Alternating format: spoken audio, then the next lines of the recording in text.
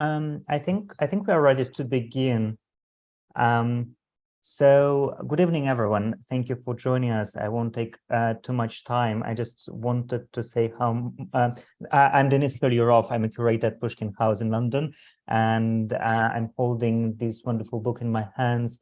And I'm really grateful to Robert for organizing this event. And I'm genuinely happy to be able to be involved. So I'm sure we'll have a wonderful evening, and I'm really, really happy that we have such a large audience. So Robert, please. I just saw, have you admitted Anna? Anna's just coming on right now. Good, She's good. Good. Okay, I don't want to spend a lot of time introducing everybody. I'm Robert Chandler. I've spent a lot of the last few decades translating Andrei Platonov and Vasily Grossman. I'm not going to introduce every poet and translator in detail. It's easy enough to find out about people online or to ask questions. There'll be time for questions at the end anyway. One of the first poems from this anthology that I came across in translation was by Tatyana Voltskaya. I'm a poet I'd known anyway and have admired for many years. So I'd like to ask Richard Coombes to read his translation. For the main part, we'll be reading it only in English. There'll be just one short poem that will be in both languages. So, Richard, would you like to start? I will, thank you. We'll get what we deserve and more. Unholy war has tarnished Grandad's medals. I hold them in my hand and say, I'm sorry. Grandad Ivan was a doctor in blockaded Leningrad at a military hospital. I wonder what he would say to our rocket thunder on Kiev. I lower my head, stay mute. I hear your voice, Grandad. You say, we died around Moscow. Why? For a Russian man to come by and by and widow a Ukrainian mother. Jane, where is Abel, your brother? Thank you. That second line, unholy war has tarnished Grandad's medals. That's one of the lines that is from this anthology that has stayed with me, that I kind of just find myself remembering at odd moments of the day. Both because of, holy war, unholy war, and also because that this theme of the kind of contrast between this flowering of poems now and the flowering of poetry during the Second World War, similar in some respects, but opposite in the fact insofar as the Second World War poetry was in support of the Russian war effort, and this is in opposition to it. So unholy war has tarnished Grandad's medals. And that's a theme of quite a few poems. So the first poems to impress me was Viva Stivelman's poem, translated and in a moment to be read by Maria Bloshteyn. Yes, so Vita Stivelman is a Toronto-based poet, writer, and publicist. And her grandparents, as did mine, and as did my father, actually fought in World War II. So the poem is called David. My grandpa David was killed in 1942. He had a hellish job, a sapper in the field. There's no grave, the house is gone. He fought a year, then he was felled. His wife and daughter made it with God's help. Though faith in God was beyond Grandpa's ken, he fell as he defended east from west. Death came from the west back then. Not long ago, my grandma died as well, almost 100. In her room, she had some poison in case war broke out, shattering all. Another Stalingrad she couldn't bear to see. She was a nurse back then. Her nightmares to the last were full of bodies, young and old, streaming with blood and pus. I see my grandma in my dreams sometimes. We talk, our voices barely audible. Awake, I've got my grandpa's medal left, some papers and a photo on the wall, a faded, hazy photograph from which my young and lively grandparents look on. Tarutina, Petrivka, Akerman. Those were the places they called home. Now, rockets hail down on those parts again, just like in 41. I'm glad that Grandpa David's not around to see it, and the grandma's gone. Thank you, Masha. I should take the opportunity to say that, as well as translating a number of poems for this anthology, Masha, in a way, prepared herself for that task by editing a huge, almost encyclopedic anthology of poetry, Russian poetry, from the Second World War. A very, very varied anthology, including poetry written by civilians, by frontline soldiers, by emigres, by people in the Gulag, and so on. Quite unique, really, in that respect, and embodying many different attitudes to the war. So thank you, Masha. Thank you, Robert. And there's just one poem that we thought would be good to read in both languages. The poet, Vera Pavlova, I had hoped she might manage to be here, but she is at present in Australia and the timing was difficult for her.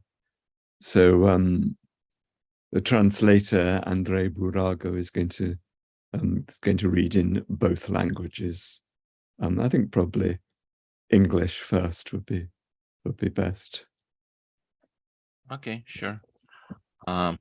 So yeah, this is a poem that is addressed to soldiers that either have been drafted or conscripted but do not want to fight in this war.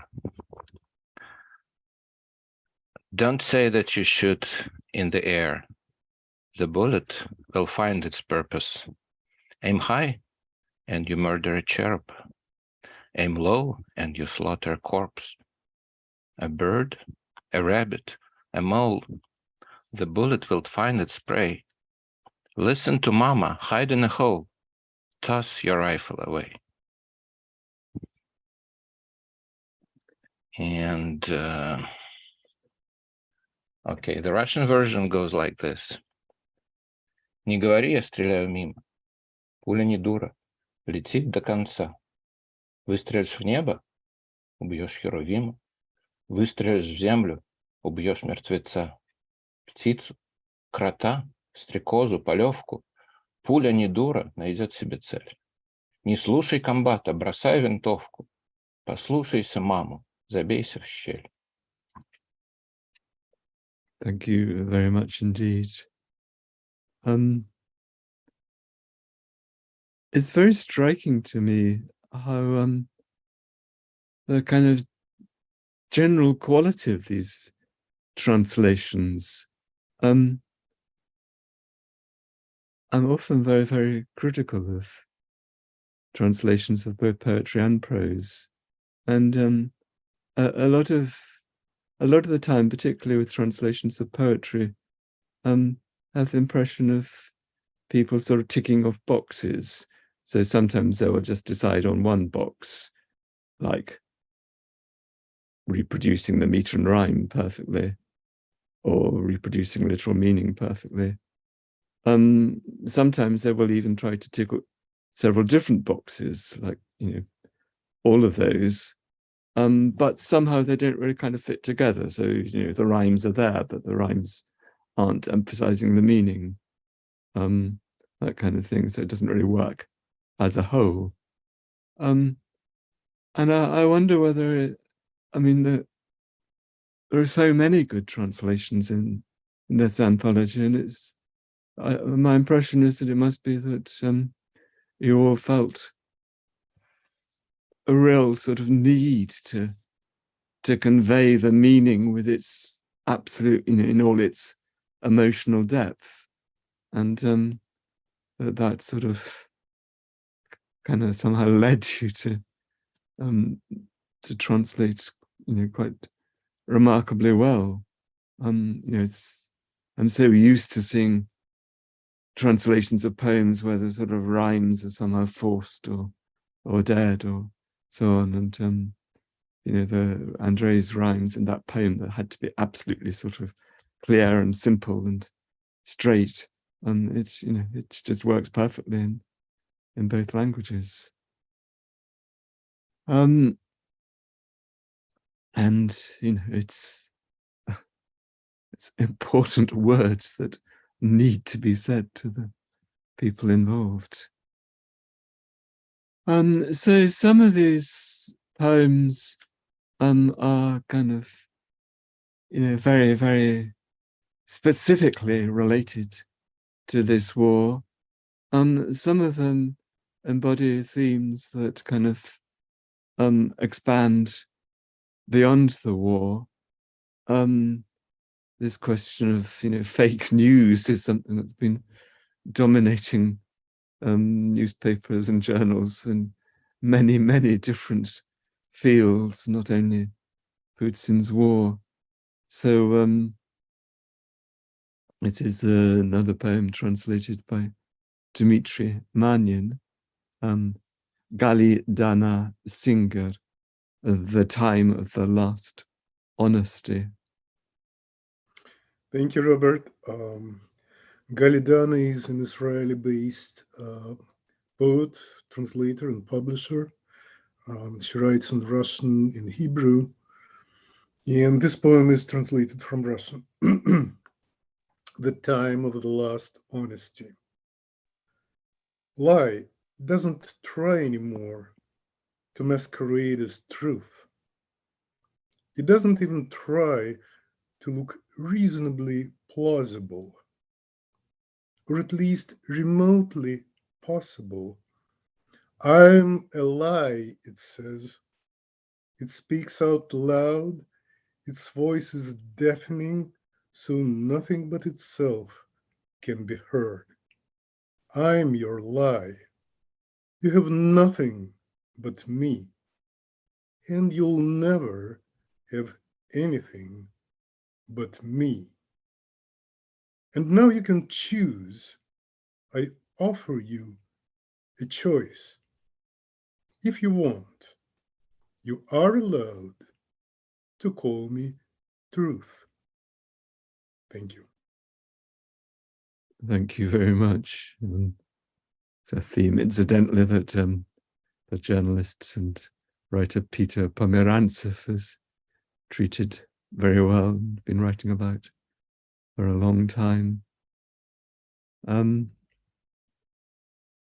So Anya, I haven't said hello to you yet. Hello.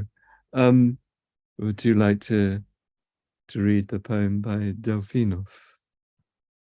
Certainly, thank you for inviting me, Robert. Can you hear me okay? Yes. Perfect. So Alexander Delfinov Smirnov, he's a slam poet. And this is a slam poem.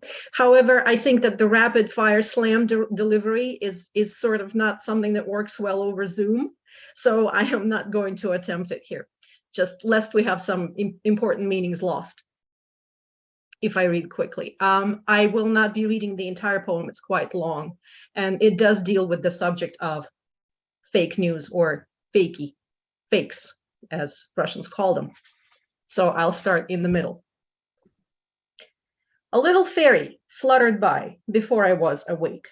She brought a piece of fakey pie and a slice of fakey cake. Shut your pie hole, kitty. Kitty cat, don't mewl, for pity's sake. It's not for you I'm opening this lovely can of fake. You were born with a silver spoon for your bad luck to take. Yours is not a silver dollar, but a quarter, fake. Oh, my achy, breaky heart, achy, achy break. Death, my friend, I've come to borrow a half a cup of fake. But if you peek out of your personal info bubble, like out of a hatch of a tank that's burning, you'll see the ground heave, blasted into rubble. Or is it the still living, the wounded, stirring? If you put away your smartphone and step out and up to the torched guts of the city bus torn asunder, you'll see people line up for bread. Is this the end of the line? Yep. How do you like this, Isle of Wonder? If you push away your latte and spit out your cheesecake, you'll see an air defense missile slink through the sky like a snake. And then you might think that you, yourself, are truly fake. And only death alone is the antithesis of the fake. Faker, aka, ika, ka, Thank you. Thank you. It's a very, very powerful poem indeed. And it's good to hear you read it. It really sort of brought home the shock of the movement from the sort of bitter joking about fake to suddenly stepping out of the tank, stepping out of the info bubble, where it kind of reaches a different level of intensity. Another of the poems I first came across was Galina Itskovich. And this, well, a lot of these poems are very unusual, but this seemed particularly unusual in that it sort of brings together a number of concerns that I haven't ever seen brought together. Again, you know, people write a lot about Alzheimer's, which seems to become such a sort of major preoccupation in our society. I've never seen poems that bring together Alzheimer's and the war in this way. So Galina is both a poet and a psychotherapist. I want to ask her about the link between those later. But Galina, would you like to read? Yes, sure, thank you. War is a train. Every morning, starting with Thursday, I tell my mom that war has broken out. Each time she'd be surprised. War belonged back in her childhood. There was no such thing as war for adults. This wasn't Russian propaganda. It was merely dementia, a blessed forgetting of anything too big and too frightening. It sank in by Sunday. She began to search for her own mother, to cry with terror, to plead and fumble about in a blind panic. Wasn't Mama lying beside her just now on that dusty, frozen-through bolt of rattan fabric they took along, breathing on her, trying to warm her? And then she disappeared. Papa is at the front, and their own train pulled away long ago. I remember now, war is a train, my mom wails. Memory fails, but eidetic fear lives on. Mama, has everyone forgotten me? Could this cold thing be Mama? Where am I? Are the fascists above? Are they below? Maybe I've inhaled them and they're now inside of me. After a sedative, she curls up in a gray-haired embryo and lies still for a long, long time until the fascists forget about her, until she forgets about her mama's death, until she becomes less noticeable than a grain, a seed, a mold on a bed sheet. So that's my so-called background. That's the fear that wells up within me. Mama, please don't grow up. Don't continue this saga into Monday. Don't live in fear of Tuesday.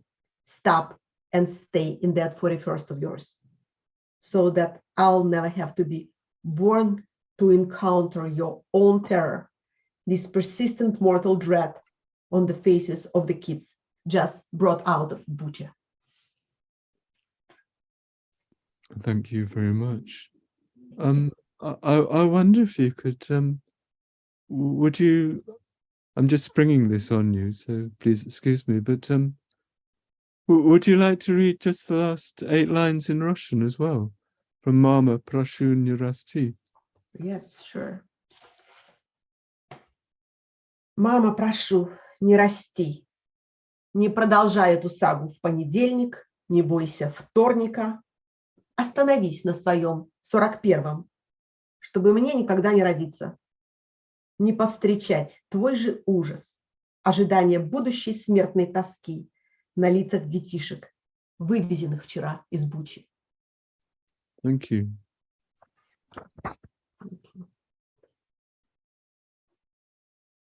And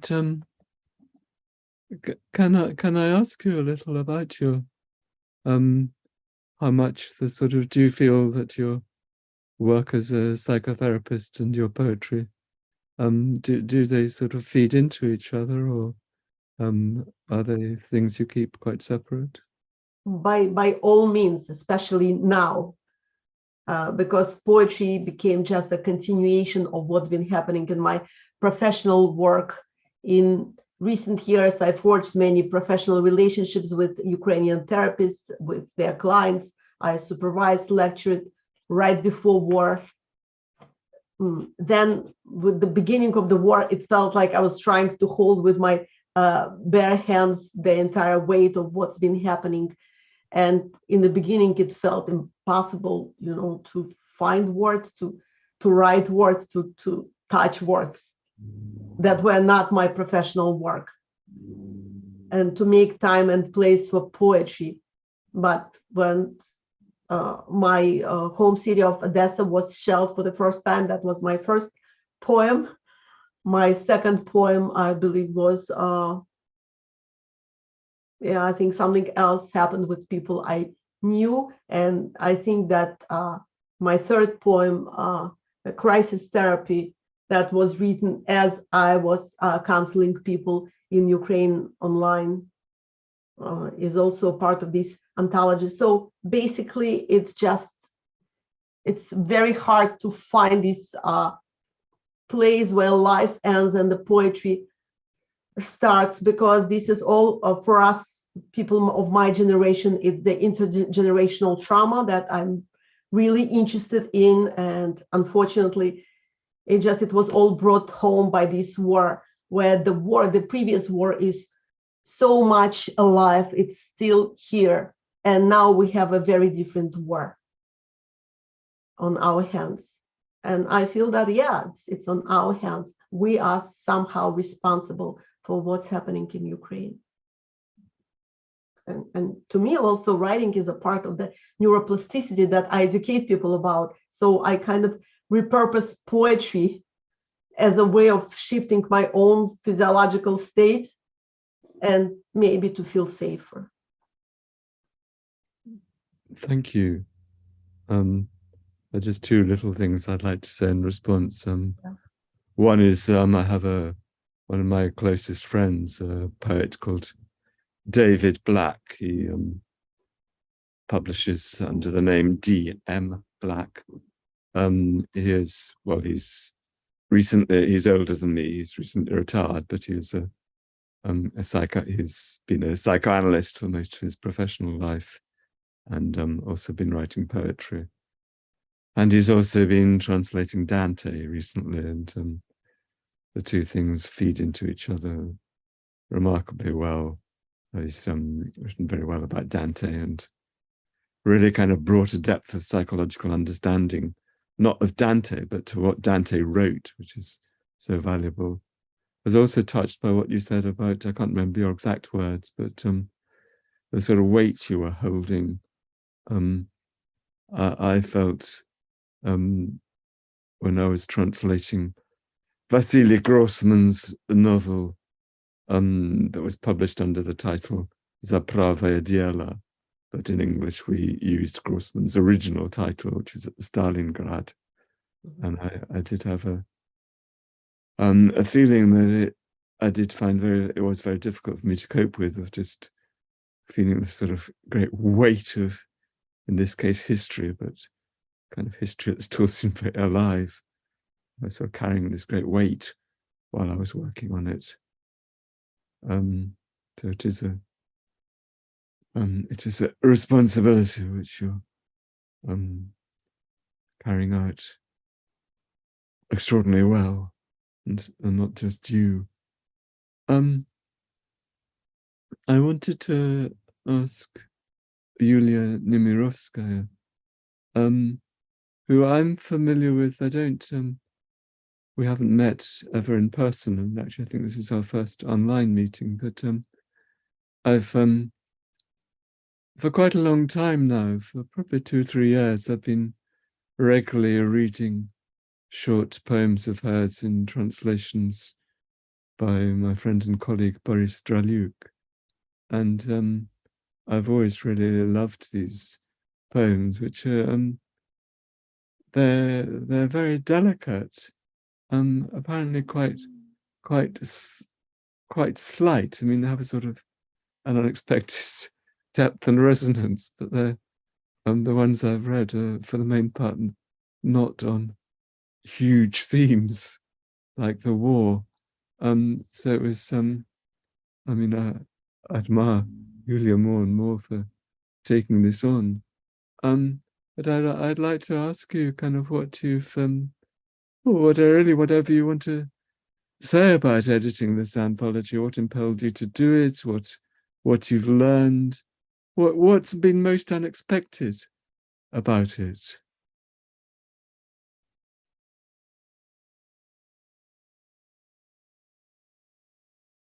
So just feel free to say whatever. Julia, you're on mute. You're on mute. Sorry about that. Thank you so much, Robert, for everything. Yeah, and thank you for inviting us, Denise. I am really happy to be here. And of course, we all were so shocked by this war, and my dad fought in World War II. So everybody has already mentioned what this war is for us. As to the greatest surprise, maybe, there were several things, but probably the most striking thing was that I think, maybe I'm wrong, I think I found the answer to the so-called Adorno question about the limitations of poetry in the face of the Holocaust. Something every author considers when dealing with a tragedy.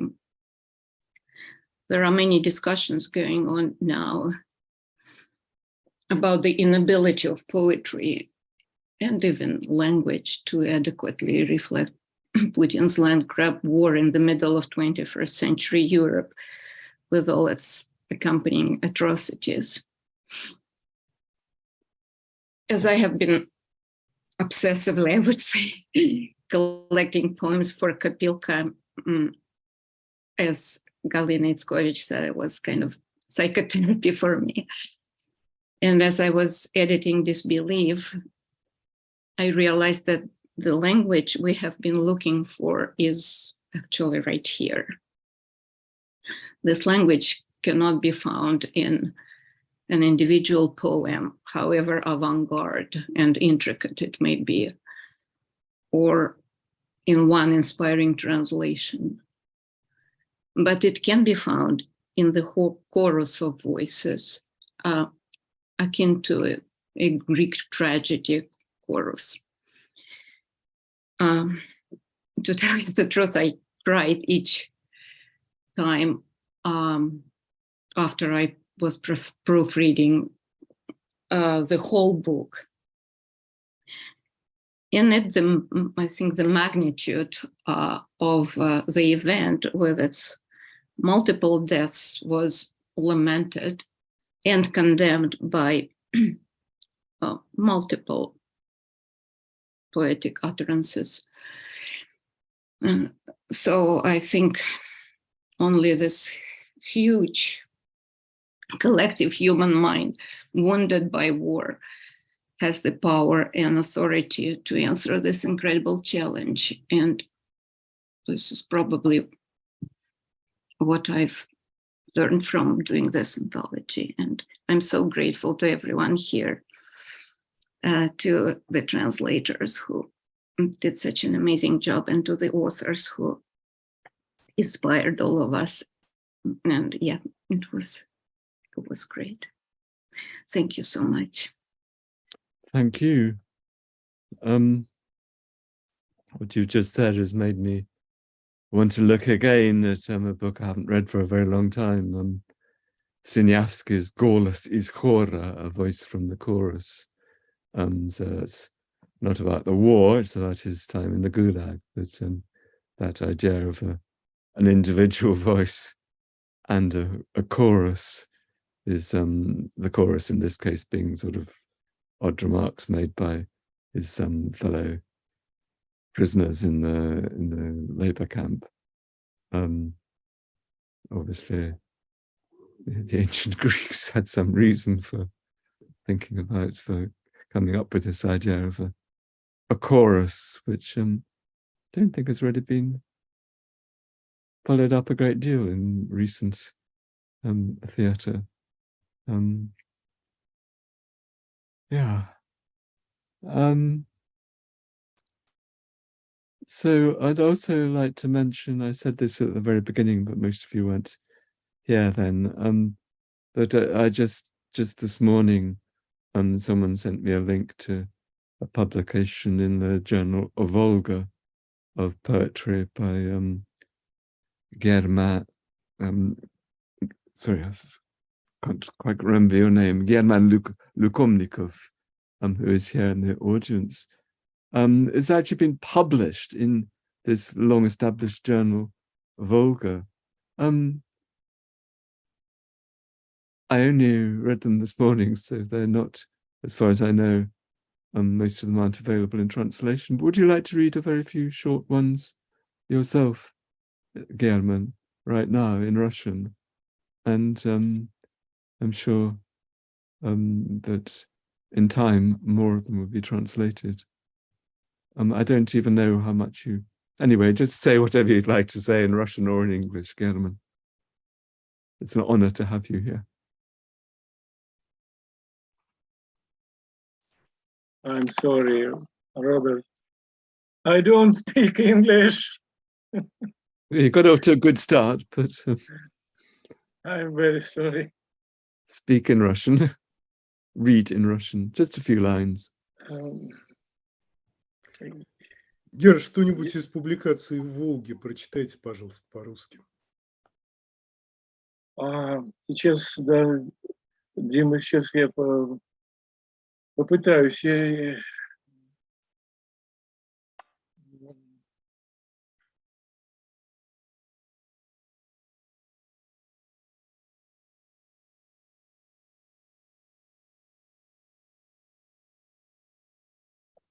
Okay, don't. Have you muted yourself or something? Можно я попробую по-английски прочитать? Как хотите, это ваше дело. Я бы попробовал прочитать перевод Марии Блоштейн.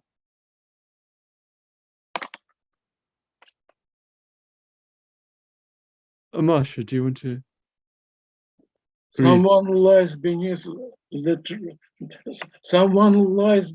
the rubble. Someone's guts hang off a wall, while I sit here far from trouble and write verse about it all. Thank you very much. And please do, it'll be easy enough to find the link online to this Volga publication. I think we should ask anyone now if they'd like to ask any questions, whether they're simple factual questions or whatever. So please feel free, either raise a hand or use the chat function.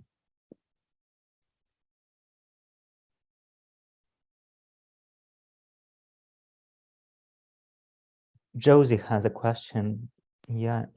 Yes, and my camera is a bit crazy. I can try turning it on, but it will go all funny in a second. So, and you go all crazy. Of course, I mean, this anthology has come out at the same time as this anthology in Russian, actually, Поэзия последнего времени.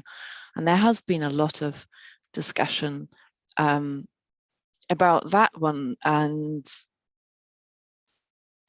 I don't know, I have it, but I haven't got round to comparing them. And of course, the editor there, he went through social media posts of people that he was reading anyway, and picked out war-themed things. They were writing day by day, so it's a chronology. It really is a kind of the idea to bring together things as writings, poems as they happen, as they're being written. And I would like to ask Julia whether she had what was her principle in choosing these things? Were they sent to her? Did she request them? She said collecting, or Julia, maybe you simply. You said you were collecting them anyway for Kopilka. How did you choose your writers, and how did you get the poems? And where was your cutoff? Why is the anthology not bigger? Well, it's 100. Okay, yes. Thank you. It's a great question. I think the first poems were sent to me for safekeeping, actually, by my friends in Russia, in Moscow, in Siberia, and even by my Uzbeki friend, a poet, wonderful poet, Sanjar Yanyshev. Those poems kind of were falling on me, and I felt great responsibility to somehow, I don't know, publish them. But I live here in the West for the last 35 years, so I couldn't do anything. And then I just was began to obsessively write my friends and ask them for poems and collect poems, and nothing would happen if I didn't meet or some of the translators I knew, these 5 amazing translators who really first and foremost made people who were staying in Russia happier, because translation is always a kind of validation of one's work. And in the middle of this tragedy, when people were shocked and in disbelief, they felt that they were heard. And one of the poets wrote me that, I cannot go and picket against Putin because I have elderly parents, but this is my picket. I want my poem to be published, and so under my own name, actually. And so Kopilka is just a Google file. It's just a resource, and I thought that it would be nice to published the translations of the 5 amazing poets, and the choice was totally theirs. The poems they translated, I was just organizing and trying to figure out how to, all the introduction and the biographies. And here, Maria Bloshteyn became one of the actually editors of the book. She helped immensely with so many details. And on top of that, she also studied this issue, the anthologies issue. And she, right now, I don't know if I can disclose that much, but she wrote an essay about comparing actually and talking about the anthologies. So I was wondering if maybe Masha could answer your other question, which is also very important and great, the one about our translation as it stands, its place in the so many other anthologies that are coming out. Thank you. And Masha, please. Sure, I'd love to jump in. Thank you. So yeah, I think it's important to understand that Disbelief is actually a part of a much larger project that Julia already referred to, the Kopilka, which I'll say a couple of words about in a minute. But that in itself is a part of a huge phenomenon that we've all witnessed. So one of the things that happened after February 24th of last year, when Russia invaded, is that, after the initial kind of shock, there was this enormous wave of poetry, protest poetry, that started appearing all over the place, on Facebook, on all kinds of social media platforms. All of these protest poems started appearing. And simultaneously, all over the world, people had the same idea. These poems should not be just ephemera. They shouldn't just disappear. They should be collected. They should be anthologized. And so around the world, a number of projects sprung up, collecting and anthologizing these poems. And Josie mentioned Yuri Levin's anthology Стихи последнего времени, which of course in Russian can be translated as both poetry of the last days, poetry of the later days, the most recent poetry, and also doomsday poetry, very appropriately. So there is that project. And I think for my money, and I was just looking at at the projects that I've had access to, the anthologies that are available online and so on. For my money, the most extraordinary projects that came out of this entire experience are Lenore Guralik's Roar, which I'm sure many of you have heard about or even went to online. It stands for the Russian Oppositional Arts Review, I believe, and it's an online magazine, if you want to put it this way. And there's poetry there, there's prose, there's art, but I think it's very telling that poetry became more. The section of poetry became more sizable as the issues of Roar came out. And the first issue, there are only 30 poems. In issue number 5, which is what we have right now, there are, I think, 75 poems. It's by far the largest section of the entire project. So that's, I think, Roar is a very high-profile project that attracted a number of collaborators. And it's really one of the key sources for those trying to keep a finger on the pulse of this poetry that's coming out, protest poetry that's coming out of Russia and elsewhere. So a very different but equally remarkable project is what we already referenced a couple of times, Yuri Levin's Поэзия последнего времени. And Levin is a professor in Princeton. He is a specialist in, I believe he's a specialist in Pasternak. No, he's a specialist in Nabokov and Brodsky. Sorry about that. And he's also a poet himself. So he started collecting these poems with the idea of publishing them in Russian at the very beginning. But what happened was it was becoming more and more clear that the regime was clamping down on free speech, and you couldn't even refer to the war as a war. So he was willing to give up that idea, except that this extraordinary publishing house in St. Petersburg, Ivan Limbach, decided to still come out with it, and which was extraordinarily dangerous both for the people who put it out and for the poets who contributed.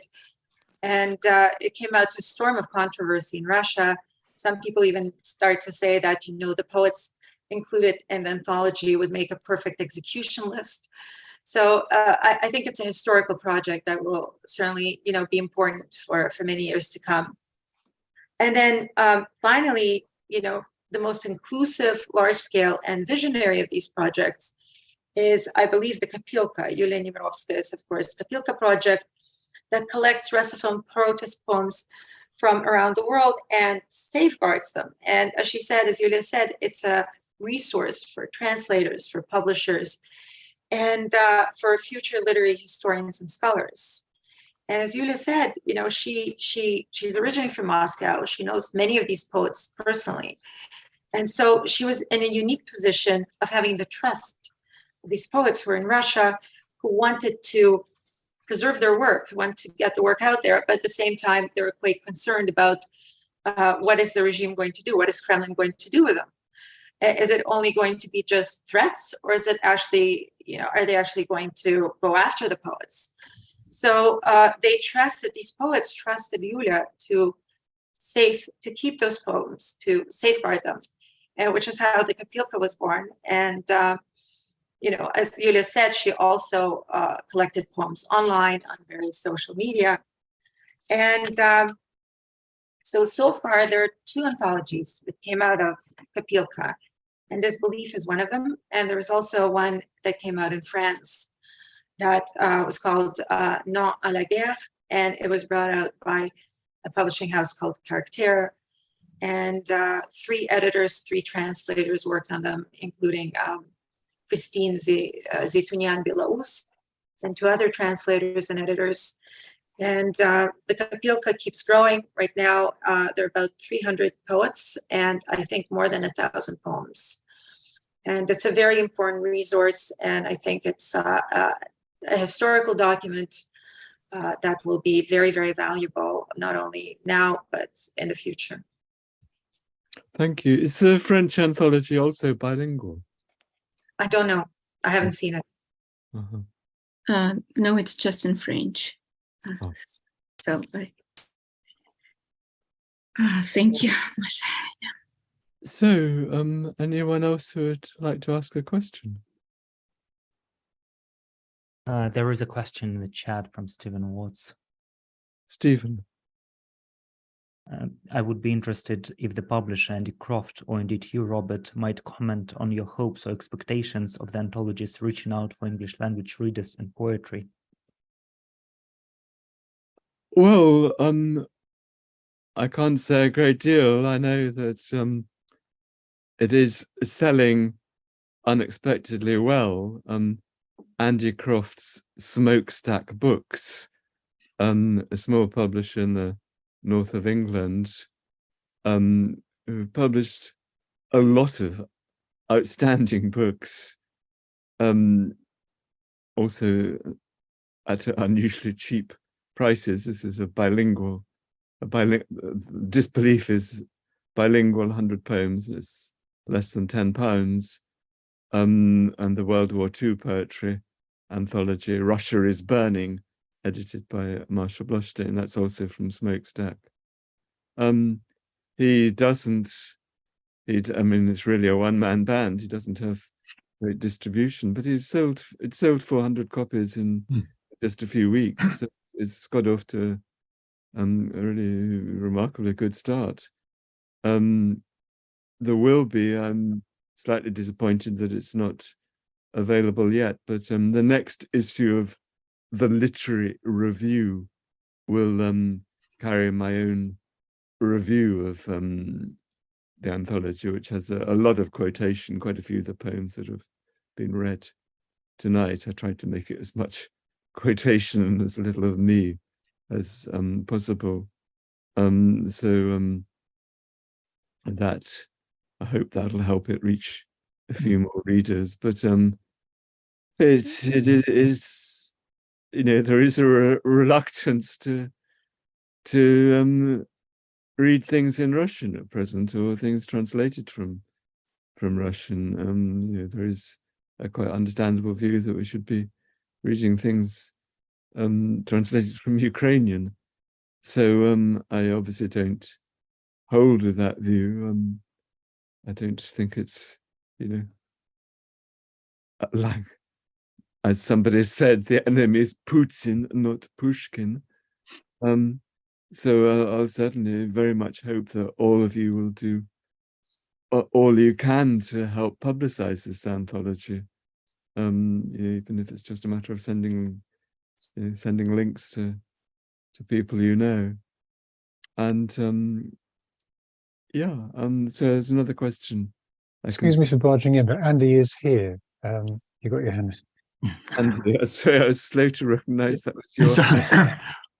Okay, by way of answering that question, of course, I hope that the book will make its way and take its place and help to enliven public discussion in the UK about these terrible events, especially at a time when it seems that the intellectual temperature is dropping again, and positions are coming harder and hardened, and the public space for debate.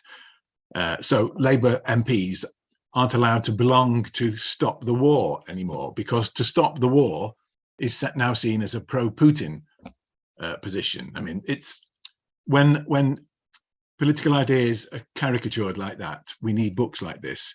But when Julie and I were working on the book over the last few months, one of the things that struck me again and again was how British writers, British poets, British publishers had never produced anything comparable during all the terrible imperial wars of my adult life.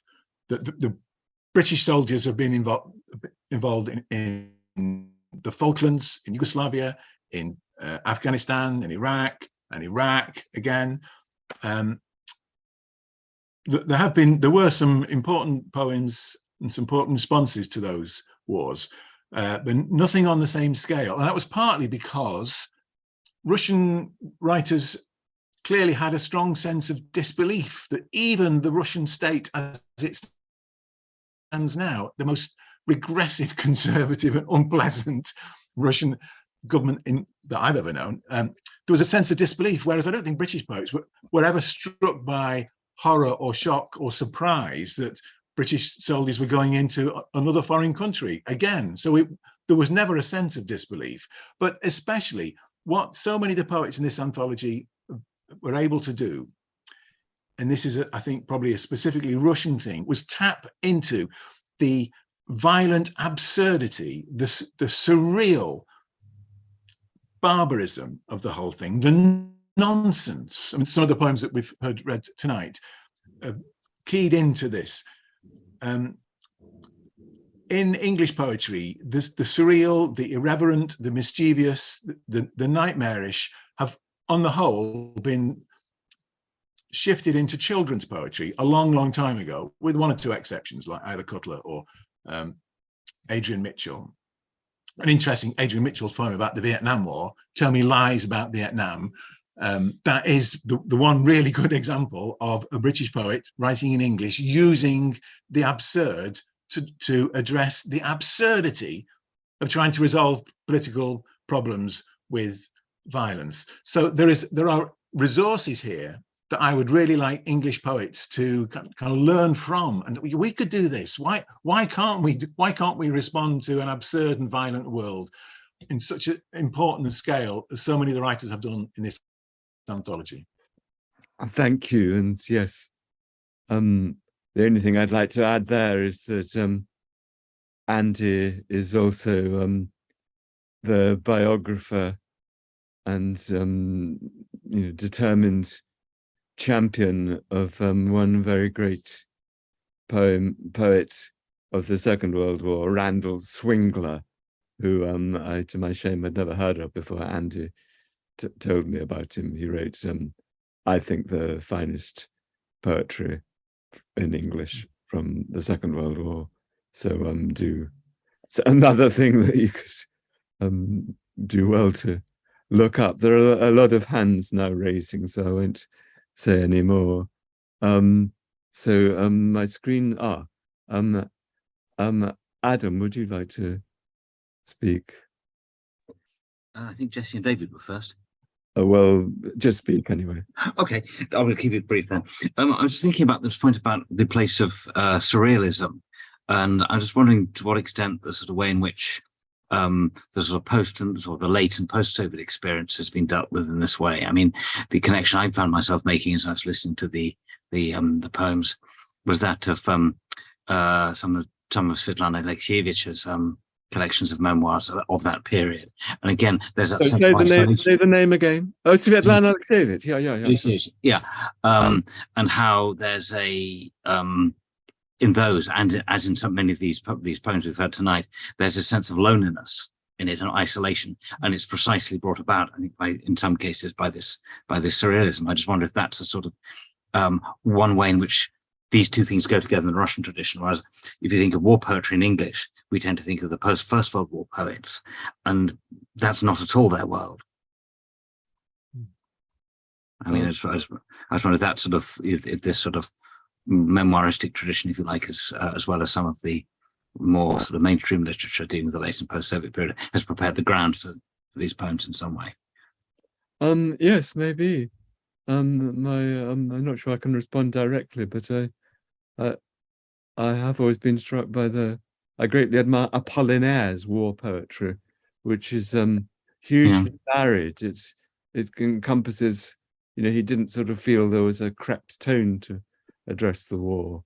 So, there are moments which some people hold against him, where he was in the artillery, and there's one kind of really quite sort of madly ecstatic poem about the beauty of the night sky lit by all these flowers and so on. And then that's, followed by an absolutely sort of dull, bleak, apathetic poem about these infantrymen who are sort of living in a kind of limbo. So that variety of tone was missing from English First World War poetry. David, you have a question. David Blackman.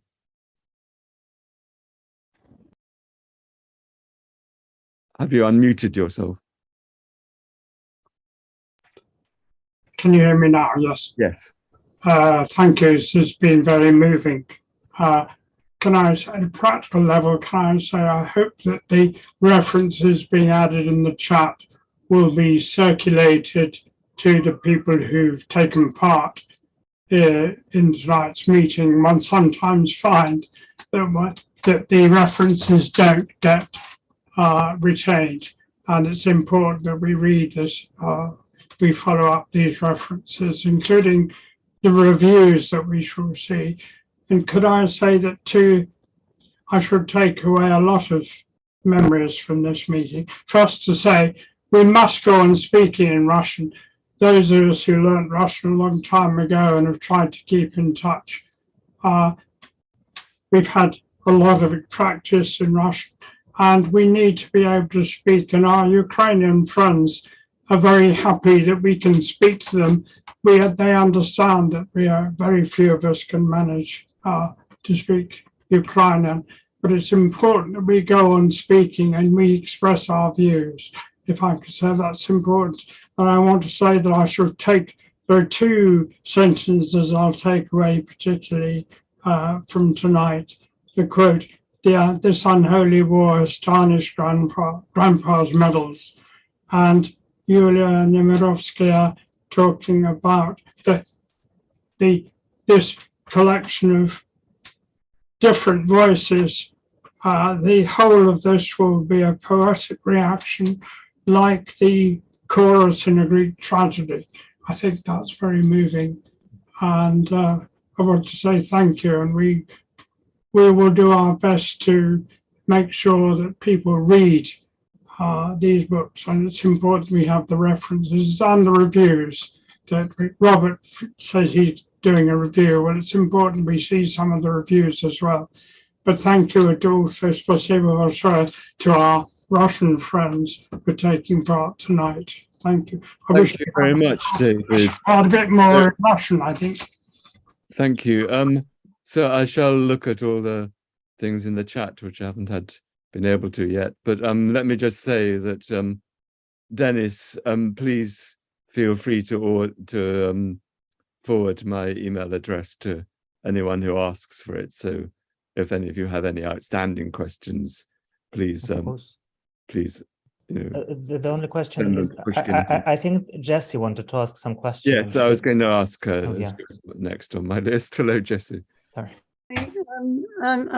I'd like to say what David was saying, that the poetry's been really wonderful this evening, and I'm really impressed by it. It's in a very sad way, it's a great pleasure that the poetry is so good.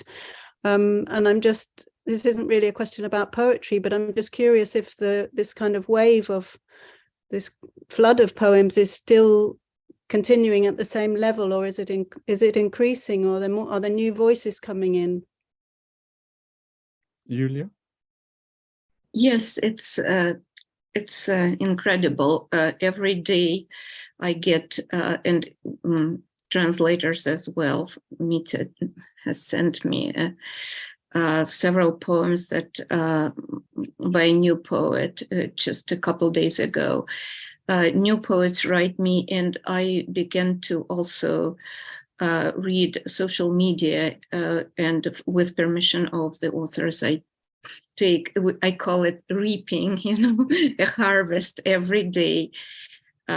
It's an incredible harvest. It's very tragic. It's kind of bloody oats, but they're coming and coming. No stopping. Yeah. And I also want to pick up on a reference David made to Svetlana Alexievich. That also kind of links into this idea of a chorus. Her books, her kind of historical books. The idea is not to write in her own voice, but to give voice to this chorus of voices that otherwise would not have been heard. So I think probably we should stop there. So let me thank everybody who's contributed in whatever way, but Julia Nemirovskaya above all, and all the translators. Thank you, Dennis and Pushkin House. Thank you, Andy, for all your books, and do have I do encourage all of you to look at not only at Russia is Burning, Maria Bloshteyn's anthology, but they're very fine translations of individual Second World War Russian language poets that Andy has published. So that's a very famous Vasily Tyorkin, written by Twarovsky, which is moving and funny and has an element of the surreal in it, and also the very beautifully, delicately translated lyrics by lyrical poetry by Simonov. All these books are outstandingly well translated, and they deserve more attention than they get. People are only too ready to rabbit on about poetry getting lost in translation, and we don't always make enough effort to really do what we can to bring attention to the poetry that lives and is found in translation. So thank you, Andy. And I'm sure I've forgotten his, I guess, I get anxious on these occasions and I invariably forget to thank somebody important. So please forgive me if I've done that on this occasion too. So thank you very much, all of you. And please do feel free to write in with more questions or more things you want to share with other people. So thank you. Goodbye.